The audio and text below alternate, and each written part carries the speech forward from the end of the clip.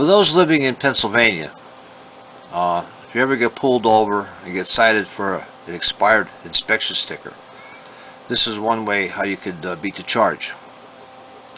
And speaking of charge, you'll be cited under Section 4703A. And according to this, it says that you cannot operate a vehicle without a valid certificate of inspection. See, there's a problem. That sticker is not a certificate. For a sticker to be a certificate, there's at least 10 elements that have to be exhibited on the face of the document. First of all, it has to identify itself as a certificate. And then, to be a certificate, it has to have a verity statement, where someone is certifying with a signature. I said there's at least 10 elements. Now, this is a decal from 1938. Up until 1939, they were not adhesive stickers. They were, you had to wet them with water. They were a water-activated decal. Now, the safety inspection program began in the Commonwealth around 1925, and for the first 2 years it was voluntary. And then somehow it became mandatory. Now, for 1938, what you're looking at here, this decal had some elements that are needed for it to be a certificate. It had the name of the issuing authority. It described the function. It said inspected and approved. Later on, that little "and" was removed. Has to have a date of issue, which they call date inspected. Now, up here, there was perforated holes. They were actually to identify the station, the inspection station number. But their function is not defined on the document. Later on, you'll see that the function was defined. Let's go to 1940. Now, 1940 was the first year of the actual adhesive sticker. Now, here you can see the perforated holes. Their function is identified, inspection station number. You still had the issuing authority, Department of Revenue. You had inspected or approved, little "and." They got rid of that. You had the date of issue. And take notice there was the facsimile signature of the Secretary of Revenue. This was almost a certificate, but it still lacks some important elements. Namely, what they were doing, they were putting the serial number on the reverse side. People fail to realize that the back side of a document is like a separate document. So whatever they put on the reverse side of a sticker, that was a separate sticker. The elements have to be exhibited on the face, what faces outward. Now, I know we call this sticker an inspection sticker. That's its slang name. But the purpose why the sticker was publicly displayed on the window facing forward is because it was the vehicle's travel pass. And if the Commonwealth actually issued a certificate of inspection, like I said, the vehicle would be exempt from tolls and parking meter fees. That's one of the reasons why they never issued an actual certificate. But they made them look impressive with fancy artwork. Let's go up to 1956. Now here again, the inspection station number, these perforated holes were, their function was identified.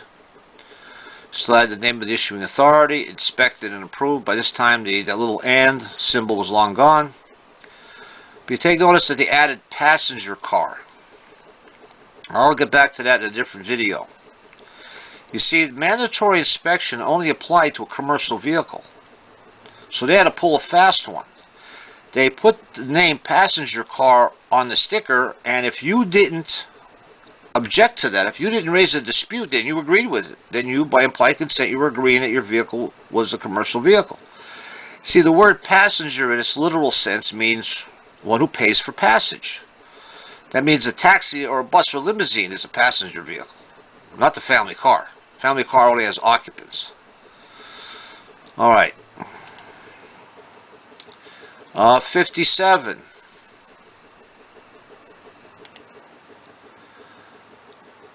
By 1957, what they added, actually half of the year for 56, they added the serial number on the face of the document. This is the one for 56, 57. See, if this is for 56, 57 passenger car. Now, what happened in 57? A motorist pulled up to the toll booth and claimed an exemption for the vehicle, that his vehicle was exempt from the toll. Now you have to realize that a toll is levied against the vehicle, not the operator or occupants. And back then there was no automated ticket dispensing machines. When you went to the toll booth attendant had to physically hand you a ticket. Well, the motorist, he refused acceptance, because if he did that, he'd be waiving any exemption. He ended up in a court case. Sidestep a moment. Here was one for 58. Said by 58, the perforated holes again, they became generic. There was no, their function was not identified. You still had the certificate, the facsimile signature. So what happened is, after the court case, the Commonwealth remedied the matter. In 59, they removed the facsimile signature. The inspection station number was still generic. This is not a certificate. Because if it was, the vehicle would be exempt from tolls and parking meter fees. So let's look at 1978 for a minute.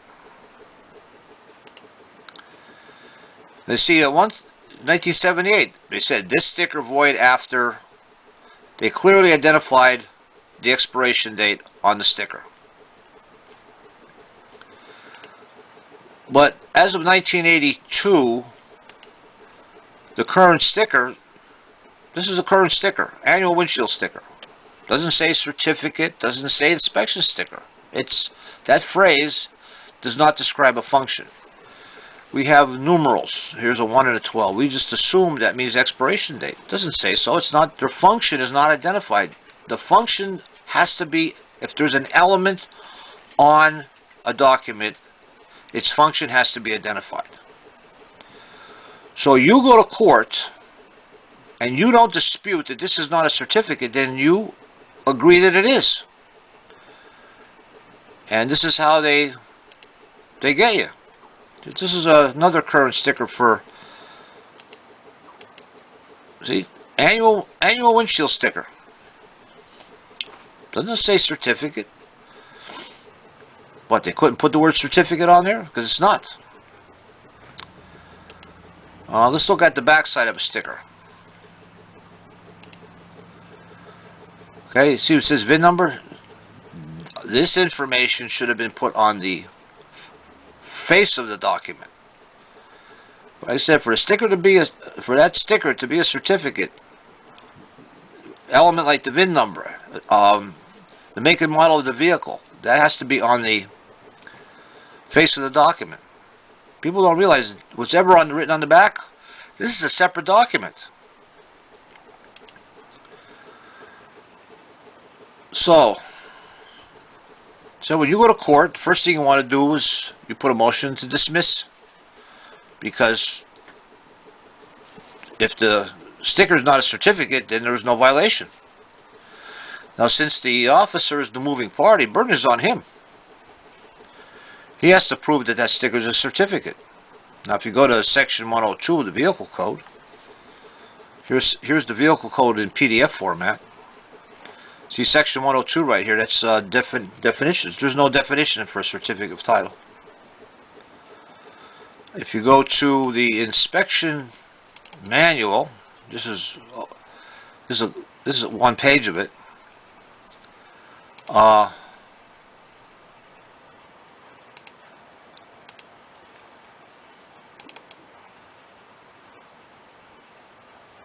This is one page of it here. It says certificate of inspection in the title here, but here you go to this section A here, inspection stickers. They keep doing a flip-flop. If it's a certificate, then you don't be using its generic or slang name. So anyway, at the hearing, you put a motion to dismiss because there was no violation because the sticker is not a certificate. The sticker is not a certificate. It said burden is on the police officer. Now, if the police officer says that the sticker was expired, you got to object to that being as hearsay. Because police officers are lazy. They don't remove the sticker, it's retained as evidence. Neither do they write the serial number of the sticker on the citation. So I said, this is just food for thought here. People are easily deceived. We just, okay, that sticker as a credential provides benefits. But if it was a certificate, it would have full benefits and the vehicle would be exempt from tolls and parking meter fees. Okay, until the next video. While editing this video, I forgot something here. The only time the Commonwealth ever issued an actual certificate for a vehicle was for 2 years between 1903 and 1904, and it was called the Certificate of Registration. It was issued as a placard, and it was supposed to be permanently displayed on the window. That created a precedent. The only certificate that is issued to a vehicle is what is called a certificate of title, and here I have one here. It clearly says certificate of title. This is a certificate. And if that inspection sticker was a certificate, it would have to contain most of all the information that's on a certificate of title, except the name of the document would be different because it would have a different function.